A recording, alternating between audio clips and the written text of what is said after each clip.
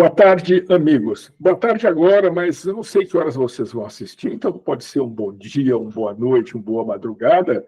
Hoje é o dia 2 de setembro e nós estamos fazendo um CISO Talks especial aqui com um executivo que eu conheço há muito tempo, mas que eu, infelizmente, tive poucas oportunidades de conversar, que é o Marcos Oliveira.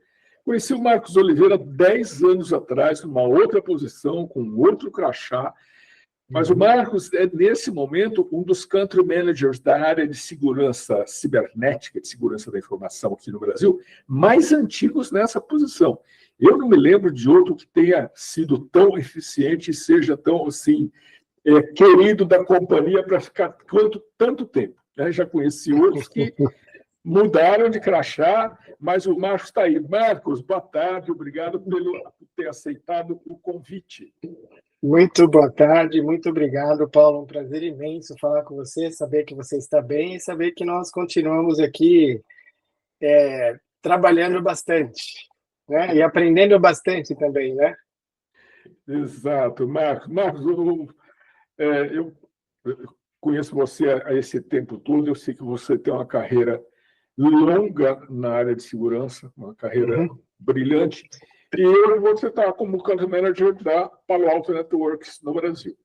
Sim. Eu queria pedir para você fazer uma breve apresentação da Palo Alto. A gente conhece, muita gente conhece genericamente o que é a Palo Alto, o que ela faz, sabe muito bem quem é, mas será legal de você nos contar assim, quem que é a Palo Alto. Tá bom, obrigado, Paulo.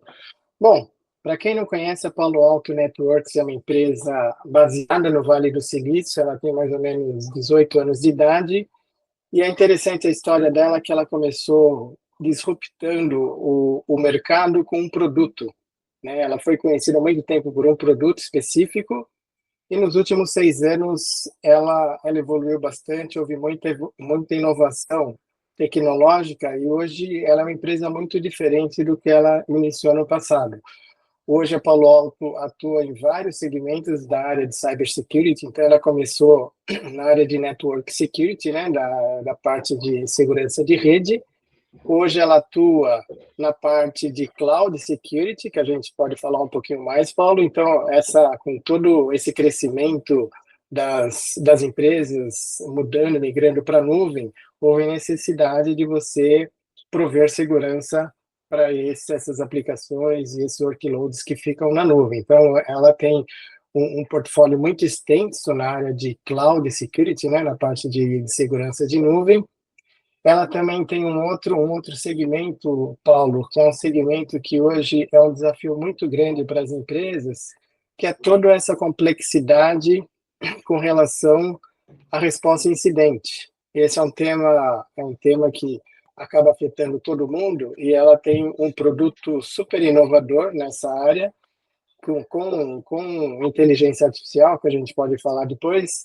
Então, hoje ela atua tanto na parte de segurança de rede, na parte de nuvem e na parte que nós chamamos de transformação de SOC, a parte de endpoint. E dentro desses 3 pilares, Paulo, existem vários produtos. Então, na parte de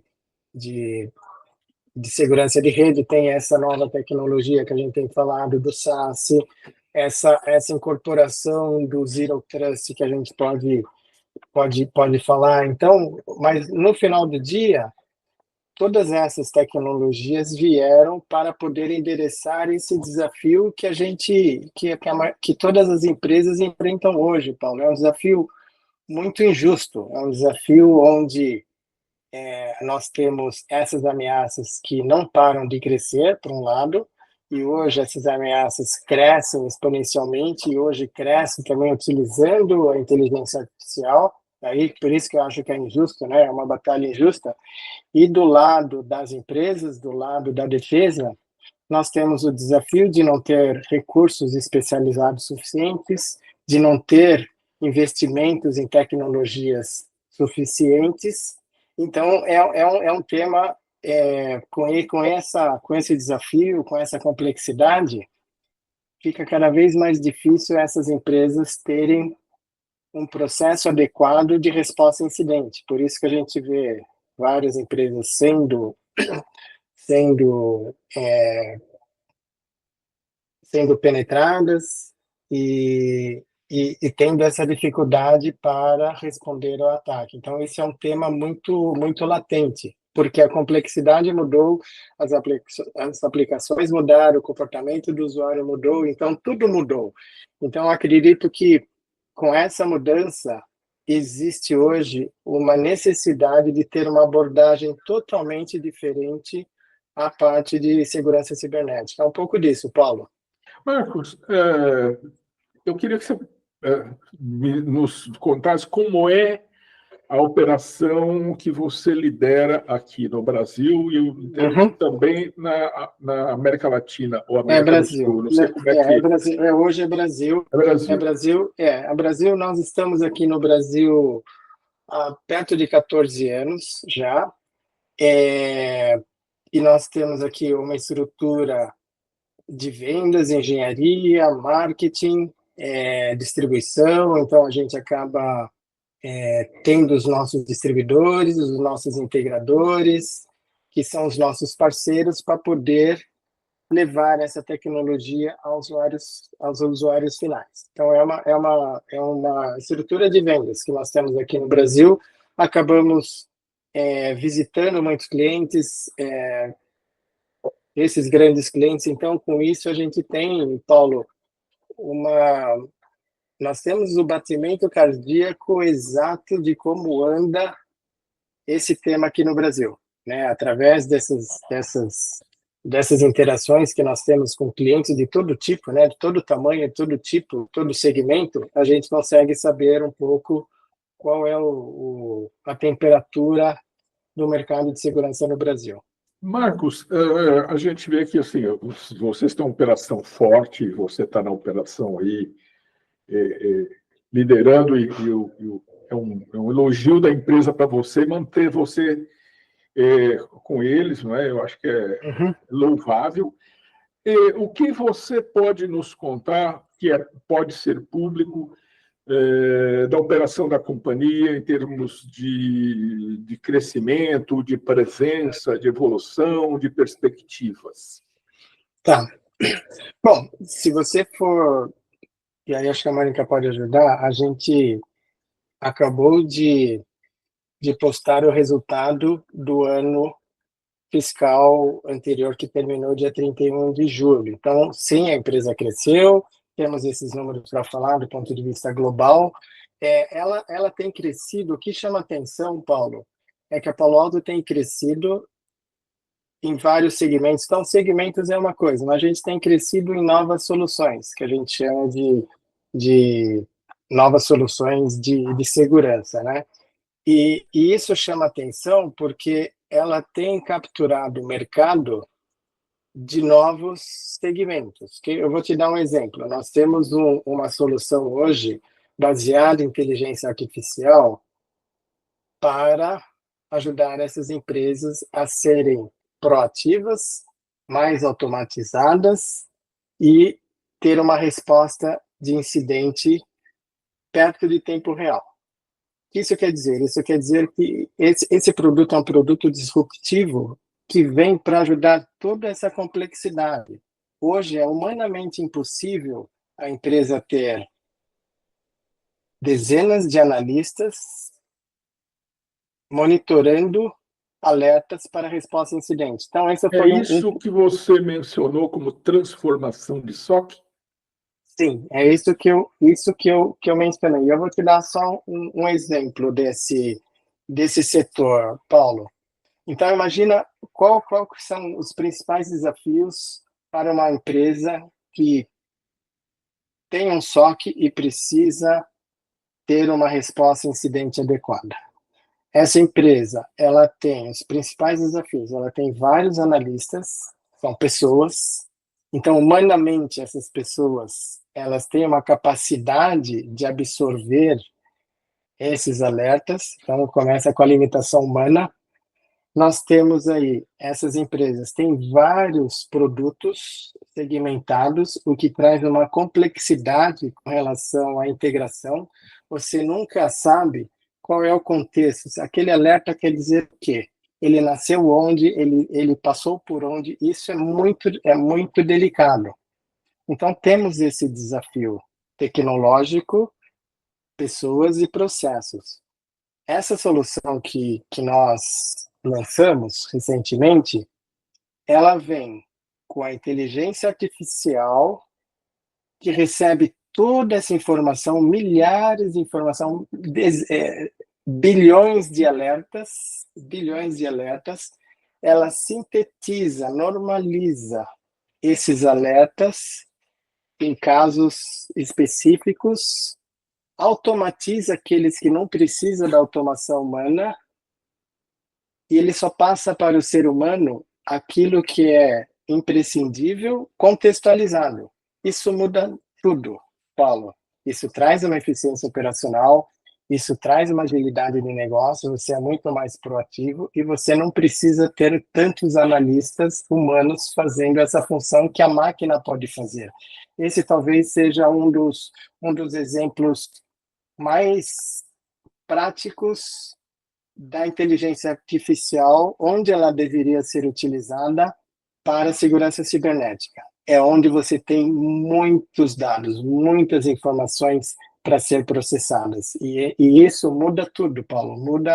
É uma nova abordagem perante um problema sério que nós temos.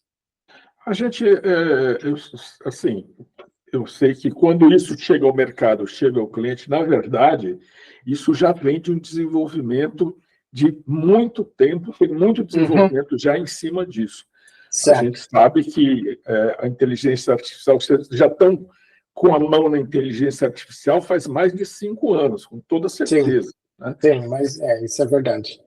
Isto já está no mercado brasileiro? Você já tem clientes Sim, que já sim, decidiram adotar essa solução? Sim, já temos clientes no Brasil utilizando isso, clientes que obtiveram muita eficiência operacional, Paulo. Então, o nome do jogo não é simplesmente trazer mais uma solução tecnológica, mas sim como que isso ajuda a criar uma eficiência operacional, como isso agiliza o tempo dessas pessoas, como você utiliza melhor os recursos que você tem.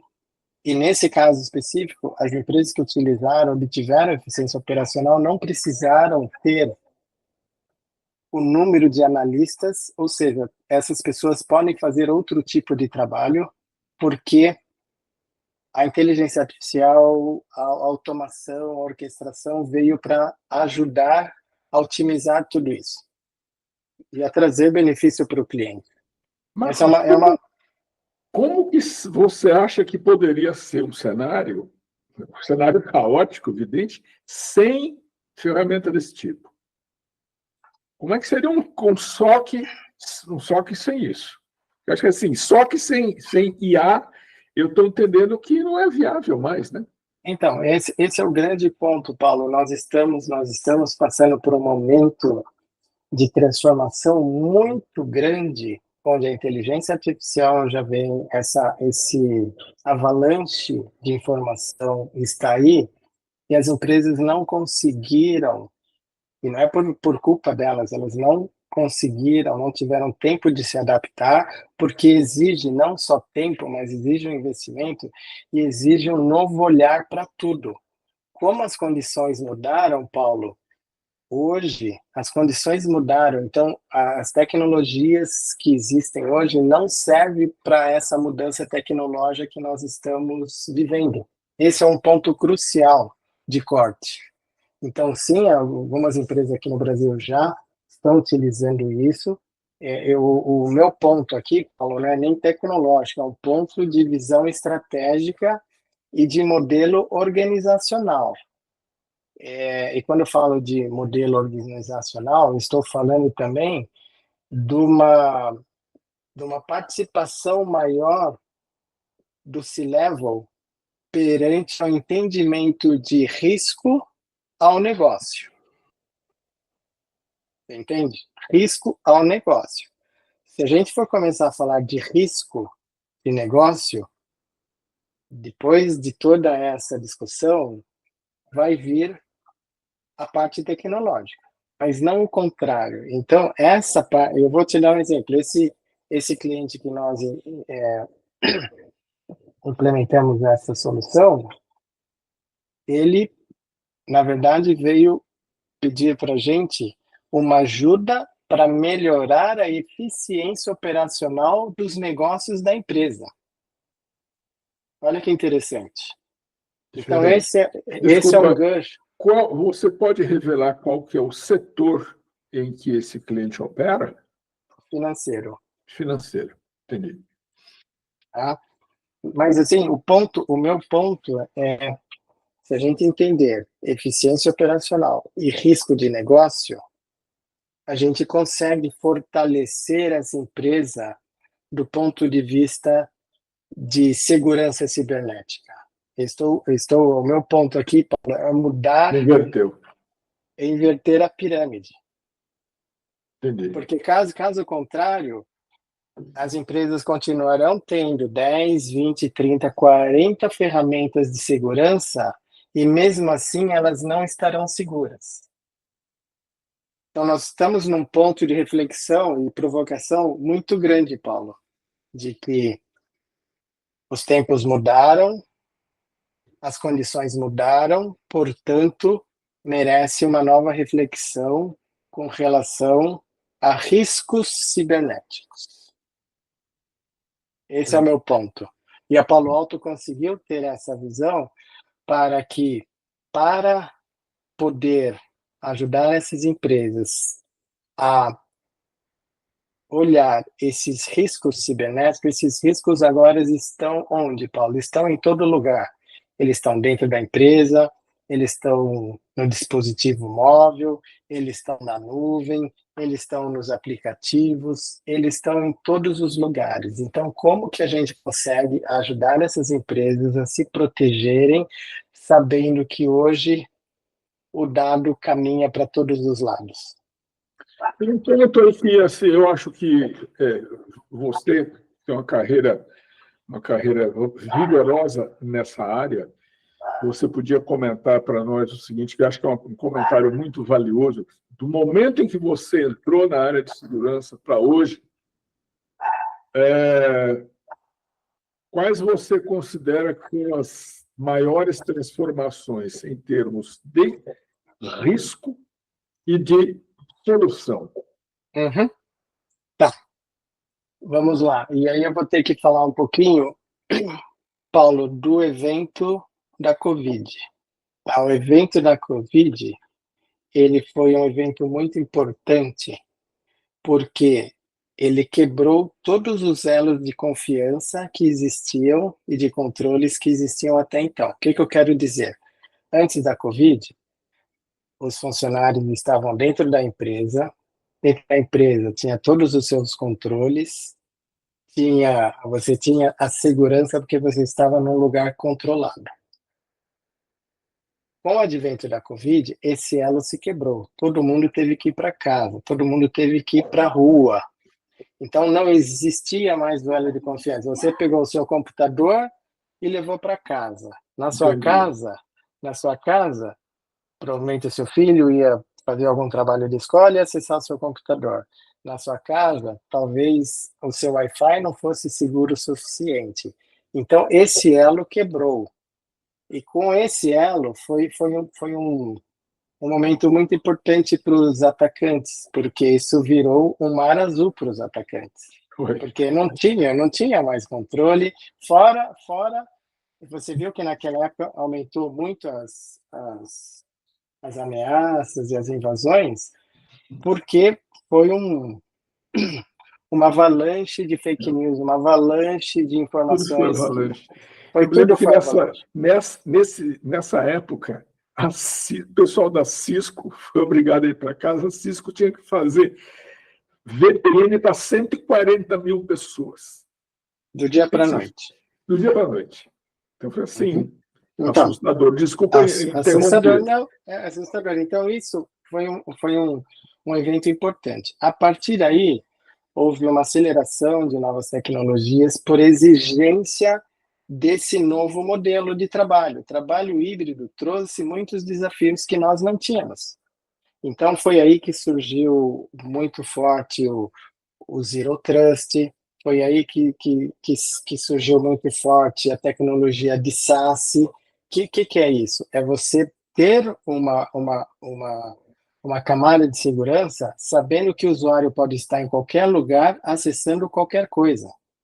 Isso muda muito. Não tem mais aquela coisa de você ir para a sua empresa e lá se conectar de uma forma segura. Então, isso acelerou muito. Então, respondendo um pouquinho a sua pergunta, quais foram as mudanças tecnológicas que ocorreram ou as tendências de mercado que ocorreram? Então, coisas que chamam a atenção, Paulo.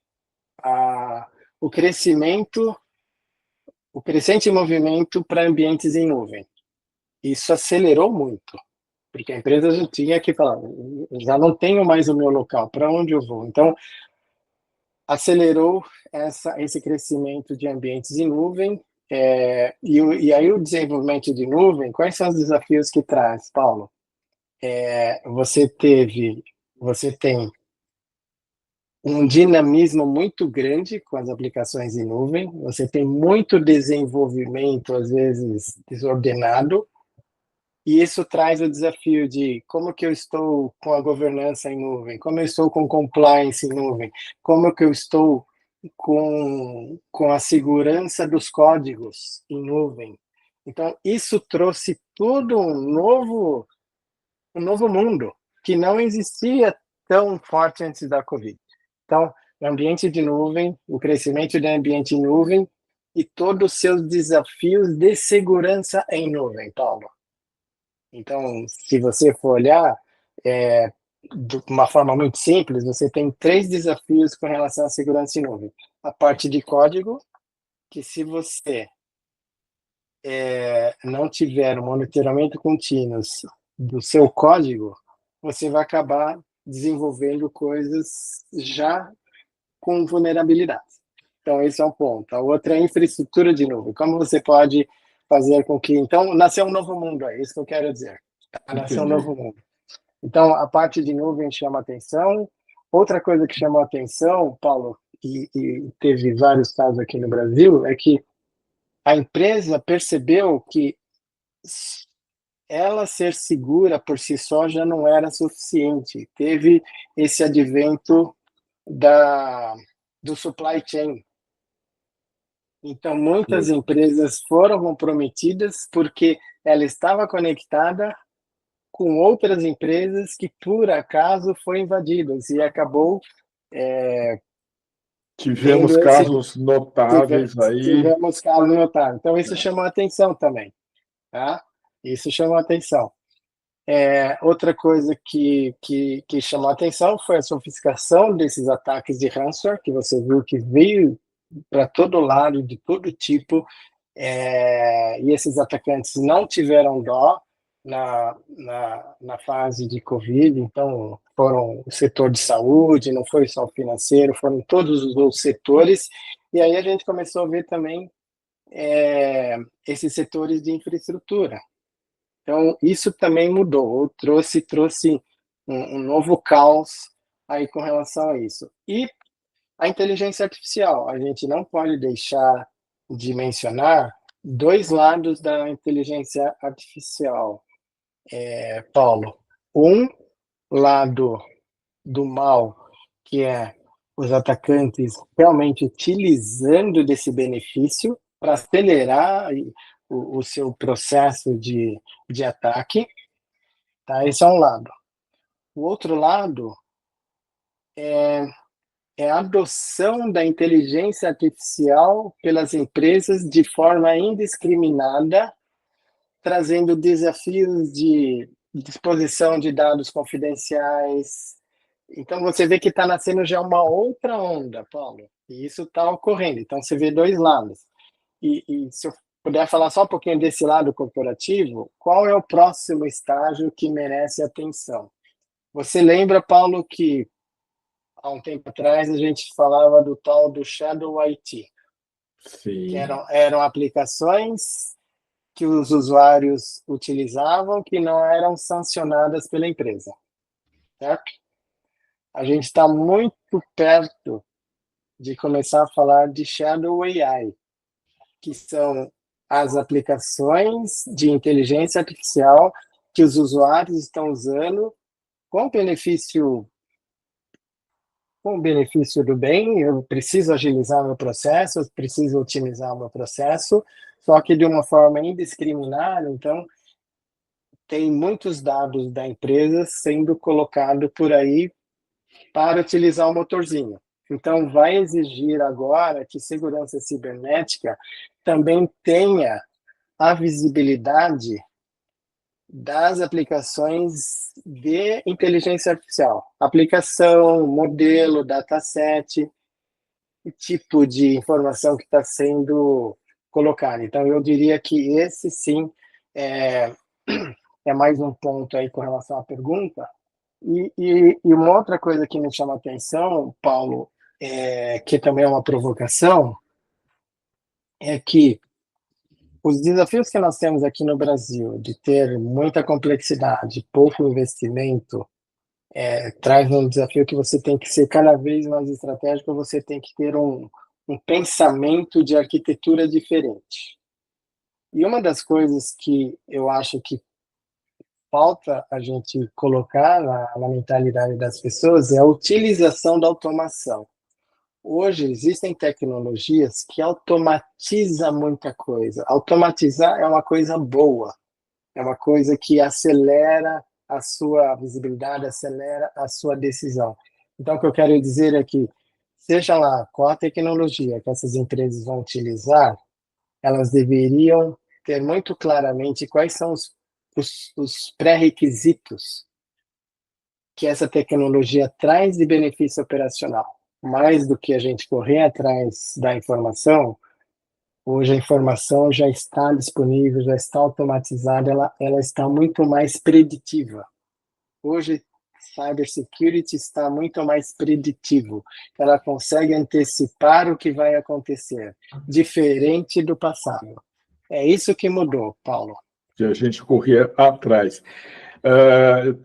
A sua agenda é apertada e eu estou agradecendo aqui a você pelo tempo reservado para a nossa entrevista, mas eu queria te fazer uma última pergunta sobre esse tema que você acabou de abordar, que é a questão da automação. Muita coisa